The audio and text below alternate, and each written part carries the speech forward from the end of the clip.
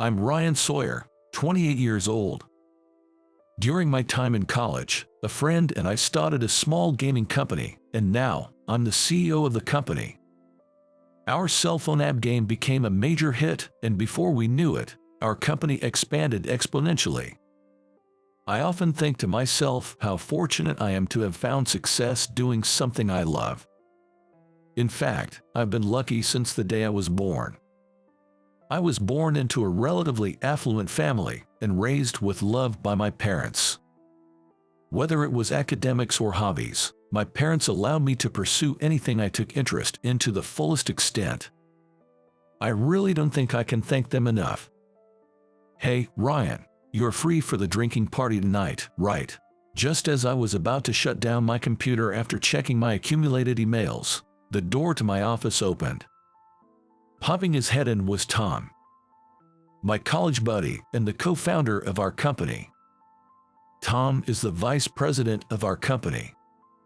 Our positions as CEO and vice president were actually decided over a game. So those positions don't really hold much power. Sure, I'll be there, I replied. When I responded, Tom playfully frowned and made a face as if he was not pleased. You know, I kinda wish you wouldn't come. You always end up stealing all the girls. It's an old joke that Tom always makes during our drinking parties. Apparently, I'm considered quite handsome. And coupled with my high academic qualifications, tall stature, and high income, it seems I tend to attract attention. Sometimes, the gazes of women at these parties make me feel a bit uncomfortable. Don't say that. You know very well that my work is my sweetheart. I don't have anyone I'd call a significant other. I occasionally have dinner and spend the night with a few individuals, that's all. Tom often warns me that one day I'll get hurt, but that's just how I choose to live. The notion of romantic love has long left me since high school. Grabbing my cell phone, I followed Tom out of the office. I wondered who I'd meet today. That thought made me a little excited. This gathering of young entrepreneurs is a regular event.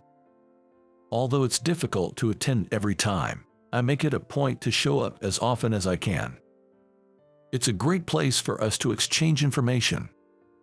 Moreover, many people bring along cute girls, making it a venue for new encounters. Today too, there were cute girls such as the executive assistant of a major trading company's CEO and a PR girl from a famous clothing brand. While everyone is enjoying themselves, I can tell that the girls are sizing us guys up. It can't be helped, considering the circumstances, but it also feels as though this approach wastes the potential of these encounters. If we could let our guards down and speak honestly, maybe some amazing chemistry could happen.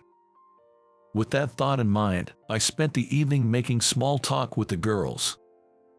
The first round of the party was decently lively, and a momentum was building to head to the after party. I idly watched as the organizers debated in front of the restaurant on where to go next. Hey, Ryan, Tom, let's make a quiet exit. The one who whispered this to me was no other than Ethan, the CEO of a major apparel company. A bit older than us, Ethan was the leader-like figure among young entrepreneurs. Even from a guy's perspective, he's a cool guy and I look up to him. I wouldn't dare to turn down an invitation from such a person. Tom and I exchanged glances and quietly slipped out of the group. Just turn off your phones, it's less hassle, said Ethan, who was confidently walking ahead, as he looked back. It must be to avoid getting searched for. As long as we turn off our phones, no one can catch us. I felt a sense of temporary freedom. The bustling streets on Friday night were lively. We threaded through the crowd smoothly and found ourselves in front of a certain building. It was a building that housed a members-only upscale club. I had heard rumors, but it wasn't the kind of place novices like us could enter. Ethan, we're going in here. It's a members-only place. In front of the glossy black door stood a security guard in black, who deeply bowed when he noticed Ethan. Ethan, it seemed, was a member. That made sense to me. Ethan, being well informed, must be due to him frequently visiting such places and keeping his ears open to various stories. I got introduced to this place recently and became a member, he said. Apparently, you can get in if you're with a member, so Tom and I ventured into this unknown world. Inside, the lighting was cleverly dimmed, making the calm interior design look even more chic. Beautiful women were seated at each table, engaging in low, whisper-like conversations with the guests. Just a glance, and I could spot faces of known CEOs and owners. It felt like a social gathering of the elite, and I started to feel a bit tense. Ethan, who seemed used to all of this, casually introduced us to the beautiful hostess. The elegant hostess said, "I'm happy to see young people here," and welcomed us warmly. Honestly, I've never been to places with girls. I've never been to a strip club. We were guided to velvet sofas, and immediately a girl came and sat next to us. She handed out a business card with her nickname on it, and I hurriedly started searching for mine. The girl found my confusion amusing and let out a little laugh. Ethan seemed to have someone in mind, as he looked like he was waiting for her. His slightly anxious profile made him look like a boy. "Ethan, thank you for always coming." A girl elegantly sat next to Ethan, saying this as she approached. Her slim shoulders were revealed by a navy blue dress that suited her fair complexion well. "Nina, we've kept you waiting. I've brought along some juniors today," Ethan said, introducing us to Nina. Nina bowed her head to us with a cheerful smile. Of course, Nina would likely be her work name, but it suited her well. "Nice to meet you, I'm Nina." When she raised her face after saying that, I caught sight of Nina's face and almost let out a surprised, "Oh."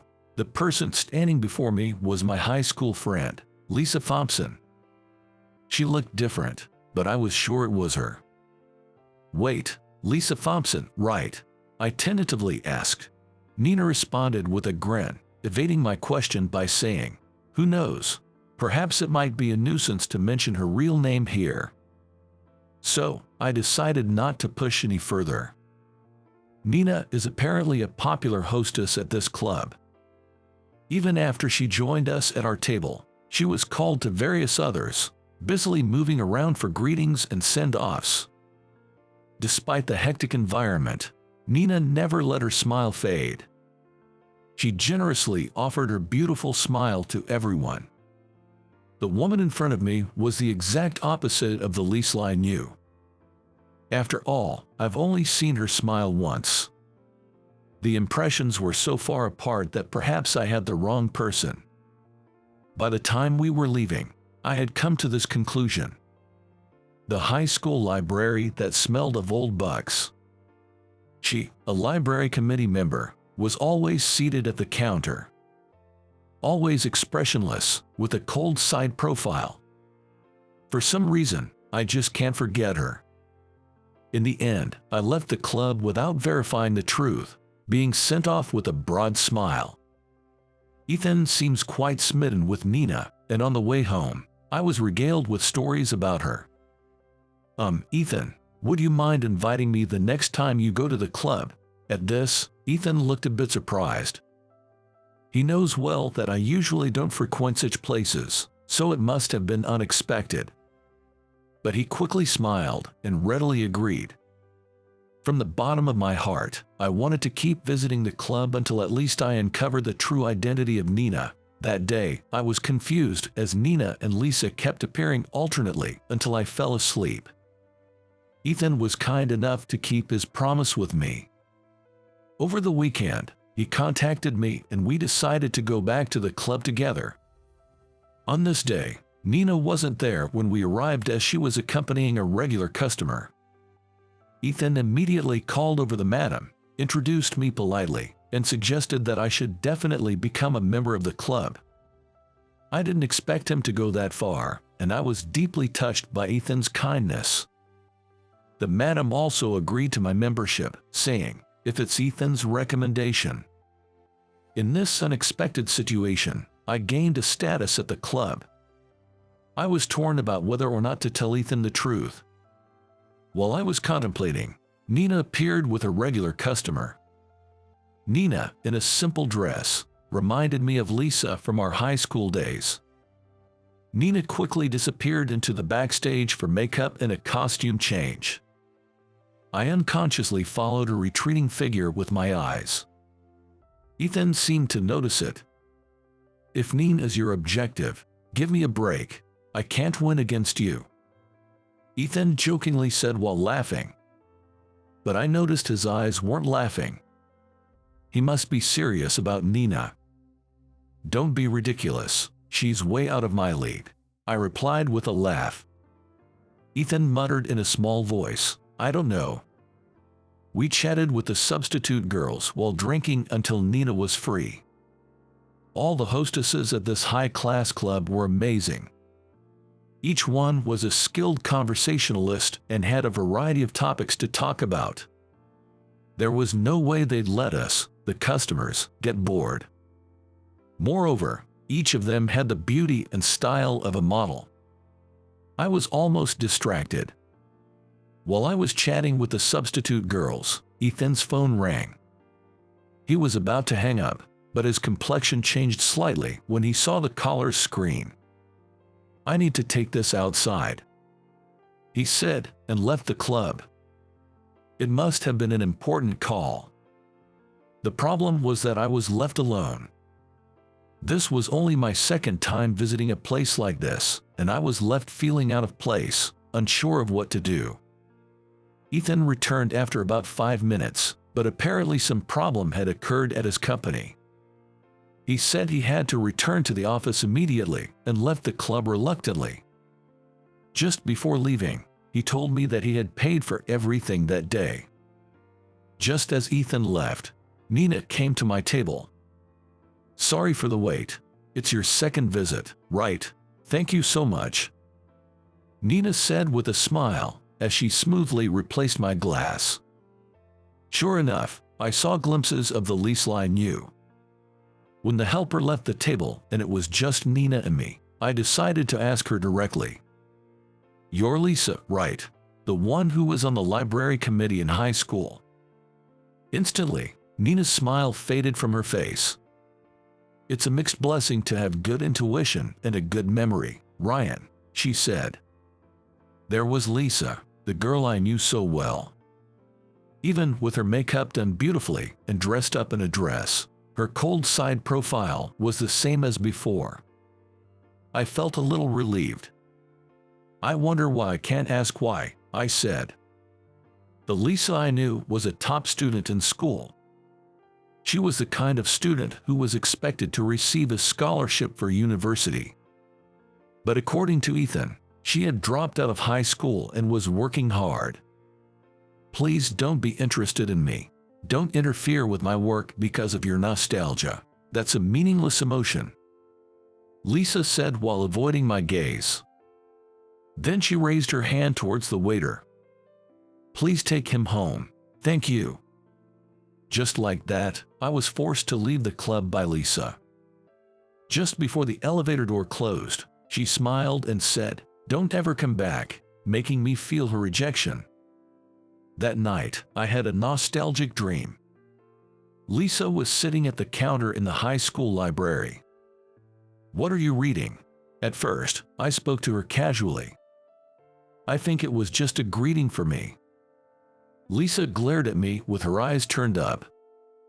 "Are you borrowing, or are you returning?" Lisa asked me, without any hint of a smile, in a business-like manner. It was the first time a girl I had approached had reacted so unsociably, and I was a little surprised. Looking back now, I think I was an annoying guy with an excessive self-confidence because I knew I was popular. I, who had no books to borrow or return, was at a loss for words. Then, as if she was disgusted, she sighed and dropped her eyes back to the book she had been reading. It felt like I was being ignored, and it annoyed me. As a library committee member, Don't you have any recommended books? I persistently called out to her. Looking annoyed, Lisa looked up at me and placed an in-service sign on the counter. What kind of book are you looking for? She came out from behind the counter and asked me. I, who hadn't thought about anything, hastily repeated, a book you recommend. Then she disappeared into the aisle of bookshelves. In less than 2 minutes, she had found a book. This is my recommendation. The book she handed me was a paperback titled Stories of Thoroughbreds. When I took the book she offered, she went back inside the counter. No facial expression during the lending process. I think I was just fixating on things like the whiteness of her nape when she looked down, or the line of her joined profile. This is how my interactions with Lisa began. Even though she told me she didn't want to see me again, I can't help but be concerned about Lisa. I wonder why she became a hostess, why she dropped out of high school. If there's anything I can do to help her, no matter how small, I thought I'd like to be there for her. After some thought, I decided to call the madam and request to come in with Nina. Nina wouldn't be able to refuse if the request came from the madam. It may seem a bit sneaky, but it couldn't be helped. As I expected, I received a return call from Nina. This is Nina. Thank you for coming with me. Hearing her obviously fake cheerful voice, I was taken aback. She decided the place and time for our meeting as if it was a business call, and then hung up the phone. From the beginning to the end of the call, Lisa had been Nina. I felt a bit down, thinking maybe I was just causing her trouble.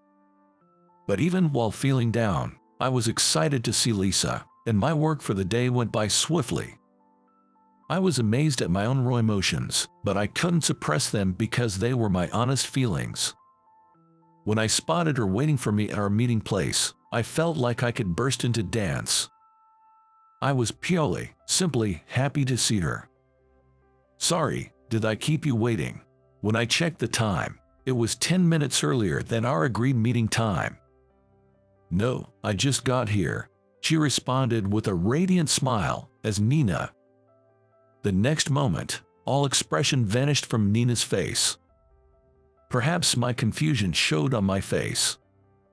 Nina gave a slight smile, lifting the corners of her mouth just a bit. Do I need to keep up my business smile? It's not free, you know. She was sharp and sarcastic. The old Lisa was there. I felt more at ease with her now than with Nina's fake smile. When we entered the private room of the Vietnamese restaurant I had reserved, Lisa seemed a bit more relaxed. She didn't need to act like Nina when we were out of the public eye. Especially not in front of me. I was surprised to think we would meet again in a place like that. I started, to which Lisa responded, it was an unfortunate coincidence. I started working for the money. It was the quickest way to make some, Lisa said, her face blank. She acted as if she was prepared for me to dig into her roots and ask questions today anyway. She shared what had happened since I had graduated high school. The fact is, Lisa and I have been in contact for less than a year. It was when I was a senior and Lisa was a freshman in high school. We hadn't been in touch since I graduated. Lisa's dropping out of high school was apparently due to her father's disappearance. He found a younger woman and abandoned his family, Lisa said bitterly. Her mother, who was brought up like a princess, had been married against her parents' wishes and was a woman completely incapable of living independently. Lisa was the one who supported the family, had lost the mainstay of the family, and could not rely on her grandparents' home. She had 3 younger brothers, it seems. In order to support her mother and 3 brothers still in compulsory education, she decided to drop out of high school and work. Initially, she held several part-time jobs. Her brothers also helped out with the household finances, doing things like delivering newspapers. Lisa said that her mother was too busy lamenting to be of any help. As soon as she turned 18 and could work in the nightlife work, Lisa jumped into this world. It started from a casual bar. Then she was headhunted by the madam of her current workplace. Have you got all your answers now? I was surprised too, to find out you've become a CEO, Lisa said, finishing her story and gulping down her ginger ale. I think I'm just too fortunate. I always feel insecure, not knowing how much of what I've achieved is actually due to my own abilities. Oddly enough, the anxiety that I hadn't been able to express to anyone fell out of my mouth. Lisa looked at me with a surprised expression. Sorry, forget it. It's just my ramblings. Embarrassed, I tried to play it off as a joke. Listening to complaints is also part of my job. It's not for free, though, Lisa said with a gentle smile, which I didn't think was her usual business smile. It was the smile of Lisa that I had seen only once during our school days. Then we chatted a little bit about the old days, I think. In reality, my head was so messed up that I don't remember what we talked about. But just before we entered the club, Lisa said something that stuck with me. Look, I'm not ashamed of who I am now. I just don't want people who knew me in the past to see me as I am now. I feel like that's disrespectful to the people at the club and to the customers, but I can't help feeling that way. Before I could say what, Lisa forcefully pushed open the door of the club. A subdued buzz, punctuated by quiet laughter, came from inside the club, accompanied by jazz music, the dimly lit floor, and the scent of expensive whiskey. As soon as Lisa stepped foot into the club from the door, she transformed into Nina. She looked at me with a full smile. Please wait for me at the club. I feel like drinking champagne tonight, she said charmingly before disappearing into the backstage. The bartender gave her a smile, saying she knows how to get what she wants. Huh? Yeah, I guess so. All I could do was return an embarrassed smile.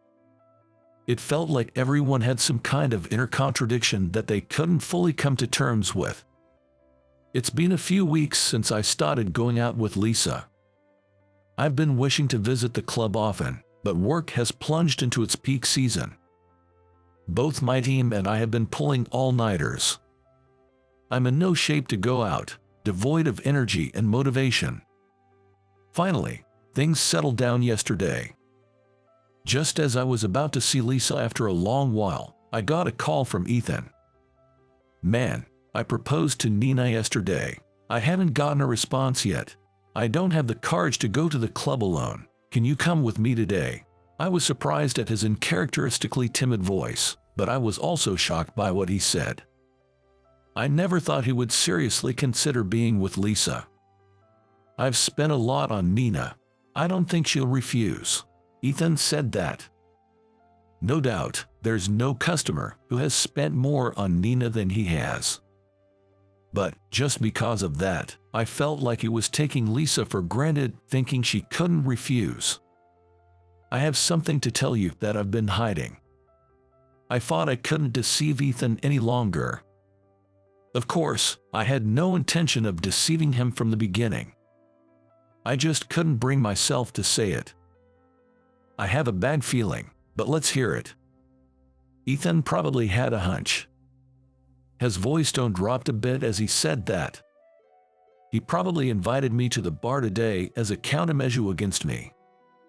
Nina and I have known each other since high school, and she's the one I've always had feelings for. I don't want to interfere with your proposal, but please give me a chance to. I thought it was rude to say such a thing to a mentor I deeply respect. But there are moments in life when you can't back down. I've often heard Nina talk about you. I see, so that's what's going on.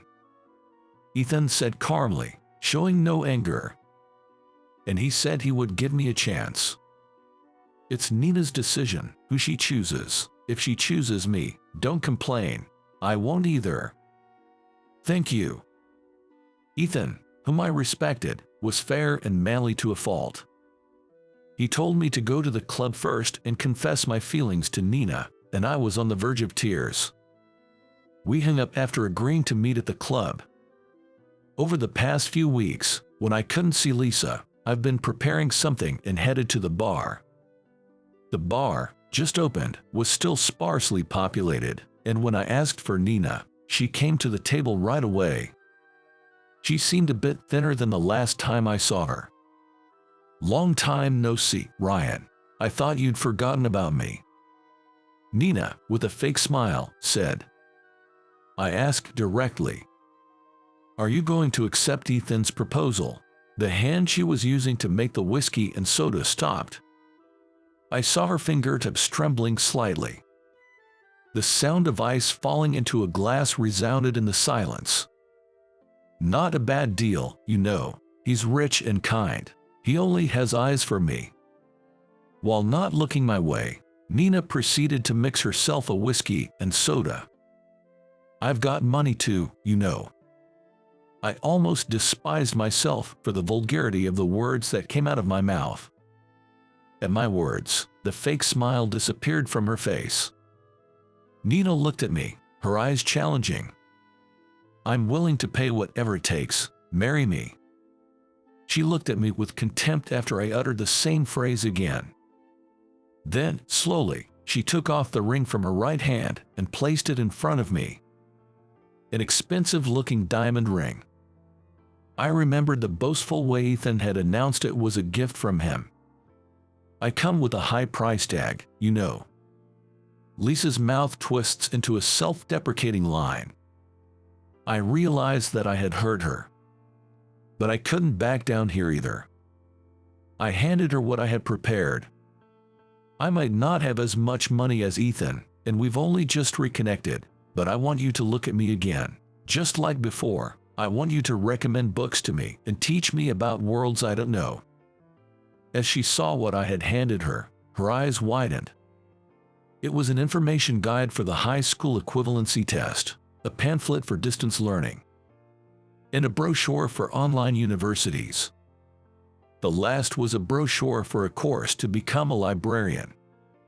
She carefully placed each pamphlet on her lap, one by one. Her slender fingers traced over the covers of the pamphlets. "Maybe it's time for you to chase your own dreams. I want to see you achieve yours. If we're talking marriage, I think I'd be the better bargain." Back in high school, I once asked Lisa, who served on the library committee. In theory, the library counter duties were supposed to rotate among committee members. But whenever I went there, it was always Lisa sitting behind the counter. "I love this place, so I switch duties with other members. I want to be a librarian in the future, so consider this my practice," she said. I still remember when Lisa, who was usually expressionless, shyly shared her dream with me. "You still remember that? You're strange." While she uttered the words with some bitterness, Lisa's eyes were glossy with tears. "I don't know why, I couldn't forget. It's strange, even to me, but I've always liked you." I thought I could finally confess to her after over a decade. I had planned to confess to her on graduation day. But she wasn't in the library on the day of graduation. I couldn't meet her, so I remember leaving a small note on the library counter and leaving. "I'll tell you I love you when we meet again." The words I muttered were the ones I had left in the note for her. The fact that she remembered those words was more joyous than anything. I felt as if the stopped clock had finally started moving. Years later, I stood in front of a large library. It was a chilly day, cold enough for snow, and I could feel the cold creeping up from my feet. The staff entrance opened, and light spilled out. "Sorry to keep you waiting. You must be cold." Lisa took both my hands, blowing warm breath on them. "I'm okay," I replied, holding her hands and tucking them into the pockets of my coat. "It's warm when we're like this." Lisa smiled shyly and nodded. The smile that was now directed at me wasn't for business. Feeling like the luckiest man in the world, having her priceless smile all to myself, I cherished this moment.